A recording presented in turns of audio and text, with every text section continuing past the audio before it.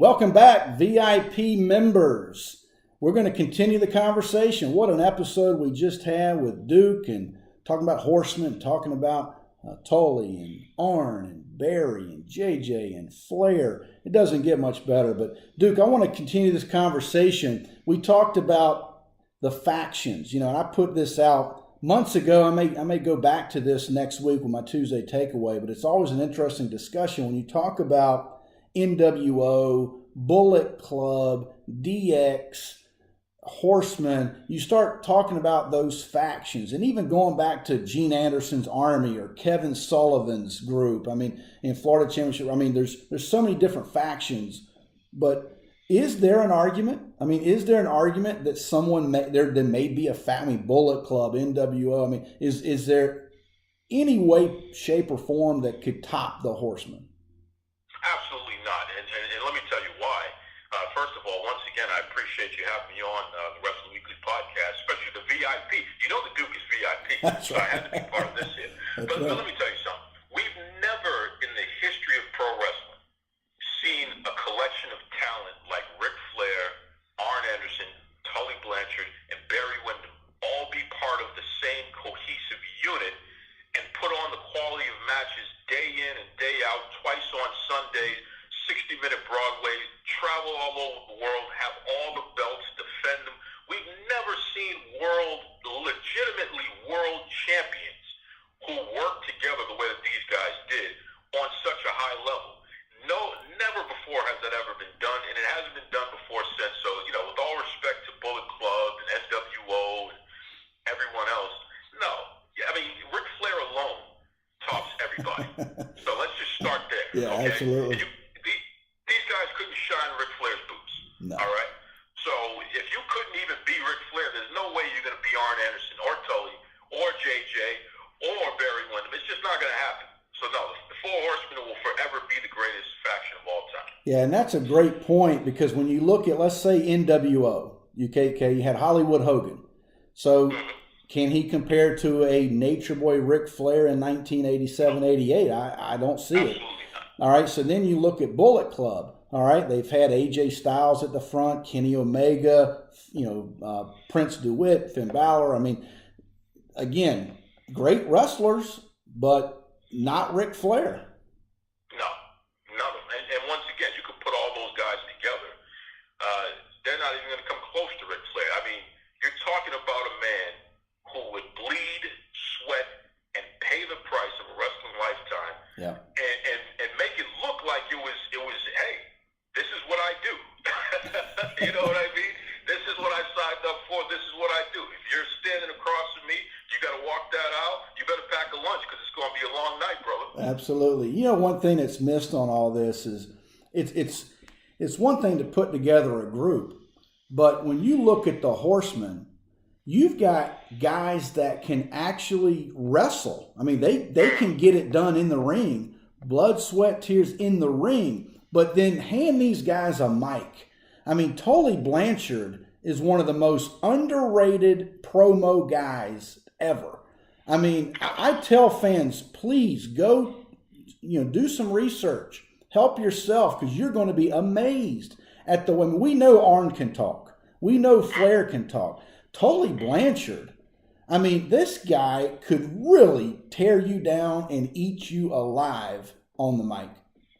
And can we talk about the way that they dress?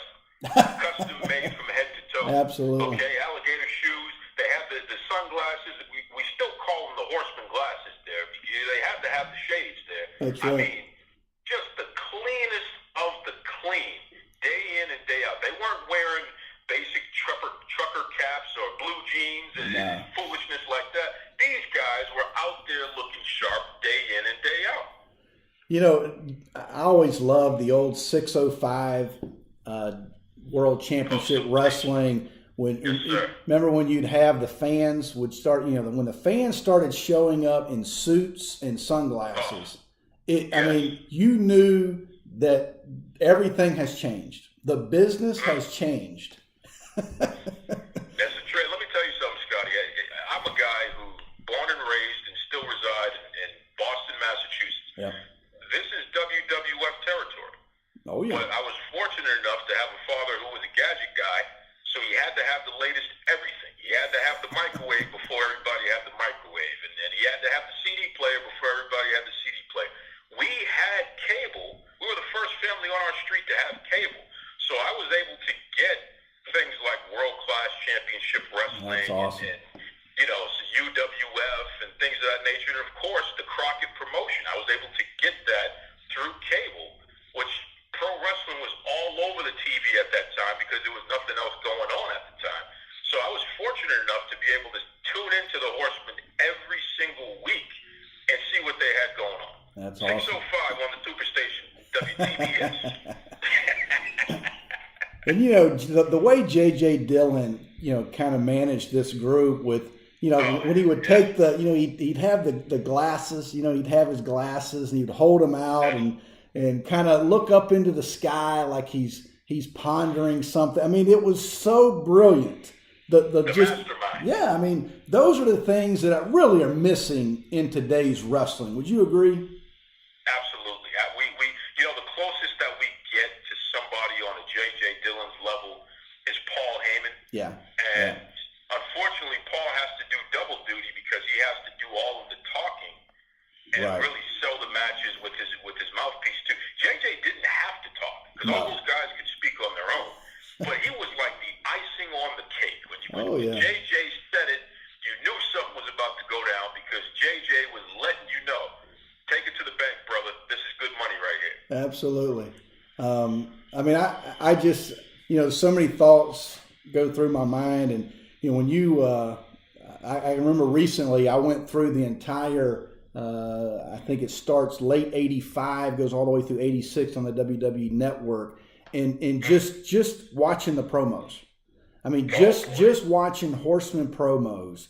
I mean, if you could bottle that, and obviously here in Myrtle Beach we have Tommy Wildfire Rich's School of Wrestling, and we talk to him. We have a guy here that's a phenomenal wrestler, and put him in front of a camera just kind of freezes up a little bit. There is so much material, training material out there. If you just took the time to watch some of these old style promos. And now, granted, I understand, and I know some fans are saying, well, Scottie, things are different. Things are more scripted. You have stockholders. I get all that.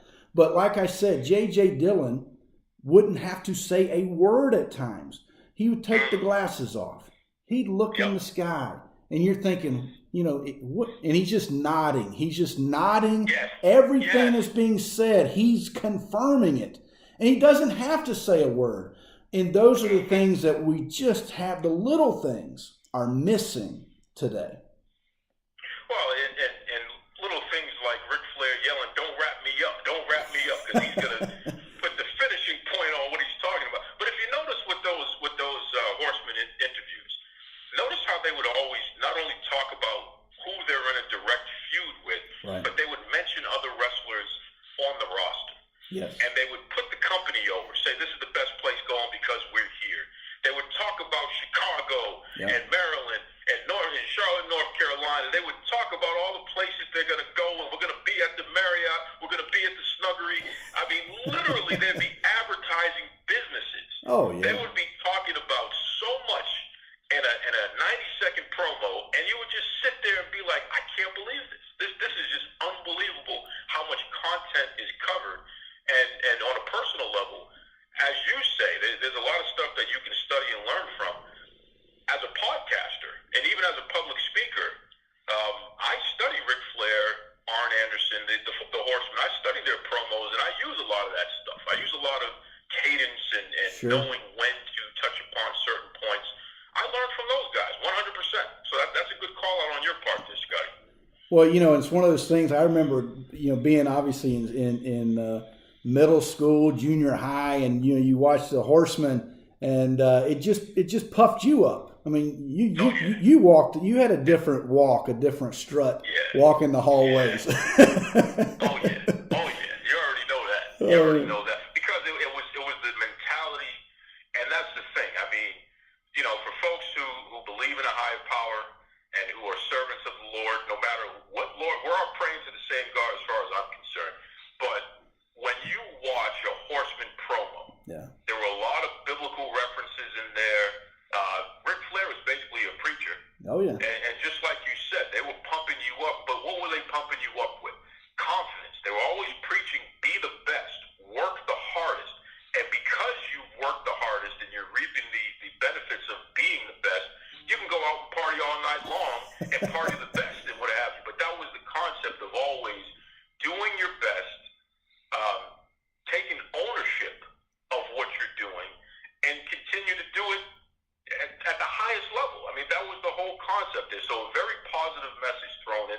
Absolutely. All right, Duke, tell us about Duke Loves Rasslin. What do you got going on at this point? And see if we can't get some of Wrestler Weekly VIPers over to Duke Loves Rasslin. Well, I'll tell you, and first and foremost, once again, I want to thank you, Scottie. You've been a very big supporter of myself and the Duke Loves Rasslin podcast since day one. Absolutely. I've never forgotten that, and I appreciate you and Wrestler Weekly. Fans, the idea is every Thursday, 11 p.m. Eastern Standard Time, we drop our podcast. It's the Duke and the Boston Bad Boy, who's my crazy co-host. He's not a wrestling fan. He's a contrarian. So I always have to educate this knucklehead about what's going on in the world of pro wrestling, despite the fact that he doesn't want to hear it. And I talk about my good friend Vince McMahon, who, Vince is my buddy there. So anyone that says anything negative about Vince McMahon, they're going to hear it from me. But every week we bring on a guest, whether it be a pro wrestler, whether it be a wrestling journalist. We even will pull people from the sports world. We've had Peter Vesey, who is an NBA Hall of Fame broadcaster. We've had former NFL players and coaches. Literally everybody from the entire universe who is a wrestling fan or has been a wrestling fan at some point. They're welcome on the Duke Loves Wrestling podcast. We talk about what's going on in wrestling from yesterday and today, and we even touch upon other current events. So you never know what's going to happen on the podcast. You can check us out on iTunes, on YouTube. You can follow me on Twitter at Duke Loves Wrestling, Facebook Duke Loves Wrestling, and that's Rasslin. But please check us out. And other than that, Scottie, you're the man, brother. Thanks, buddy. We appreciate it. Thanks for having. Thanks for being here, and thanks for having me on. Because you're going to ready to have me on to promote Family Bacon Wrestling. It's coming out. I can't wait. Yes. All right. Thanks, guys. VIP, thank you for subscribing.